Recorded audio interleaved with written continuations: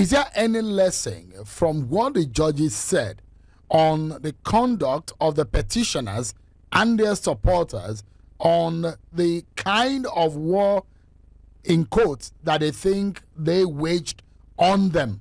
Is there anything that you can inference, that you can draw on any lesson? Because going to the Supreme Court, that same kind of scenario, do you think if it plays out, it's going to all go well?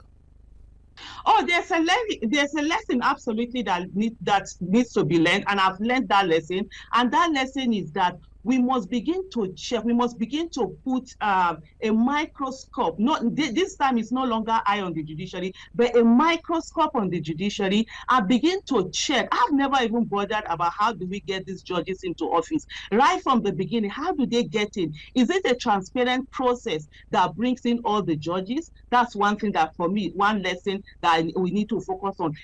Looking at how do they come to be? Is it a transparent process? Is it a corrupt process? Is it a process that is tinged with nepotism? Because I remember there was a list of judges the other time.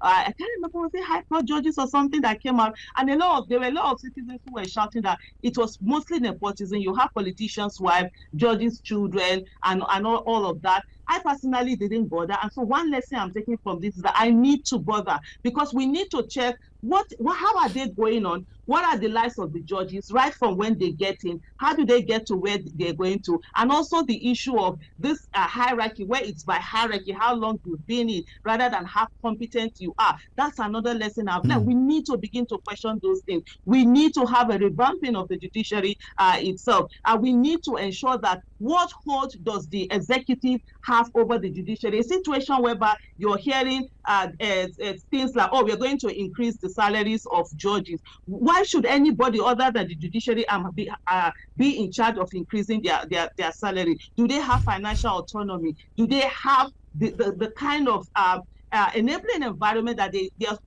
ought to have for them to be able to act independently? Another lesson that I've learned from all of that is that it's no longer, I always focus on, when they say state capture, that there's state capture. It seems as if probably there's also a judicial capture. And so there is a need for us all to begin to look at this, because I don't know why justices will show such disdain and anger at citizens who are simply saying, we want to put an eye on you, we want to watch you closely, we want to be part of the process that you've always done, we want to see what is going on, a situation where all of this should be welcome, and then it's almost like fights back. So my biggest lesson from all of this thing is that what is the judiciary hiding? That they don't want citizens to be focused on them, and that we need to focus more on that judiciary. Will the Eyes on Judiciary campaign continue as the case goes to the Supreme Court? I'm not the one that started the Eyes on the Judiciary campaign. So it will depend on people or whether they'll continue. But I will tweet it. And let me tell you something also.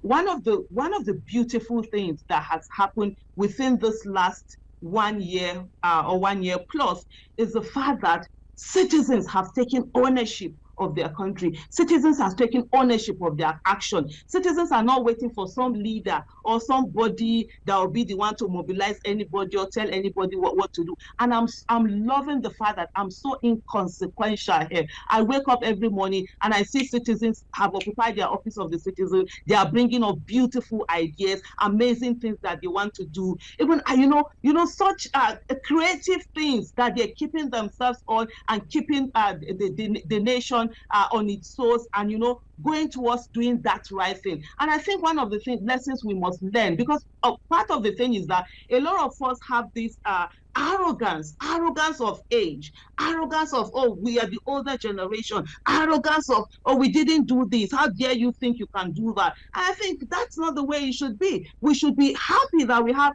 a whole lot of younger Nigerians, a whole lot of youth who are interested in the nation, who have not been forced to cower the way we that were born either under military era or grew up under military or anything like that. We've been coward and we feel that we can't challenge government. These are young people who understand that power belongs to them. Power is with the people. These are young people, although not all young people. There are still some who think they are slaves to those in government or whatever. Well, that's how life is. It's all okay. But I think we should not see citizens who are making demands for their country as the enemies. They are the victims. They are not the enemies. The perpetrators are the ones who are the enemies. And I think we should all welcome the fact that citizens are participating. And anyone, whether it's the judiciary, whatever arm of government, legislative or executive, nobody should sit down and feel that, oh, it's an affront. Or like people sometimes, parents feel when their children challenge them, that how dare you challenge me? Don't you know I'm your mother?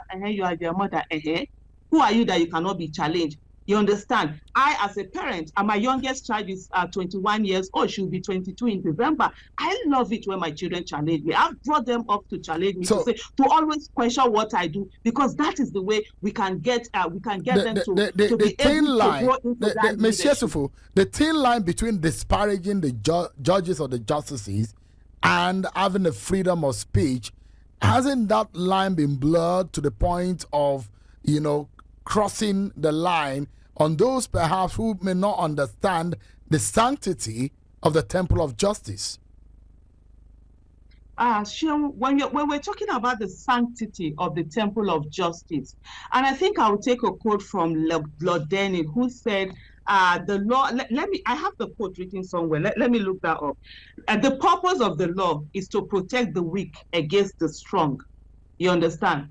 If we are talking about this sanctity in Nigeria, where the purpose of the law is to make the strong to continue to oppress the weak, what sanctity are we talking about, right?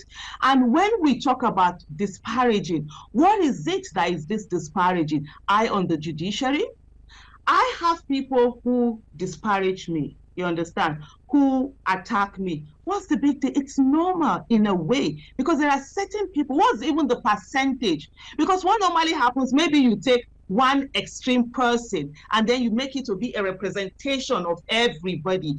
We are talking, how is that disparaging? Let me tell you, let me even give us, let's even talk about this one, because the discussion we are having, the reason why we are talking about the tribunal issue, the presidential election petition tribunal, is because there was an election.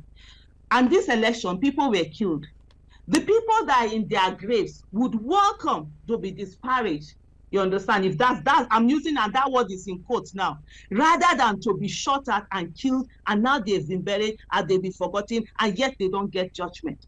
Because we saw a judiciary that was sort of like giving INEC, whitewashing INEC, the umpire that is supposed to be the one to ensure free, fair, credible election.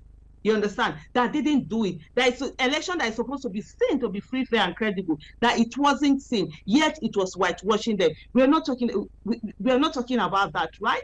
And they would want to be alive today and be there. The people that were maimed, the people whose properties were destroyed, the people that have faced, that were beaten up, the people that were refused the opportunity for them to go and vote, the people that they looked at them and say, oh, you are not a certain tribe, so you can't vote here, even though you live there, even though you pay taxes that is used in that state, that you can't work there. Those are the people who really should be angry, not judiciary that will say that, oh, because of maybe some people are saying to them, all eyes on the judiciary, and so they find that is disparaging, that is insulting, that's a thin line. No, that's not the way it should be. We should focus on the issues that are ground. And I'll give you one particular statement that in that judgment that was made, where they said that, candidates, any serious candidate should not depend on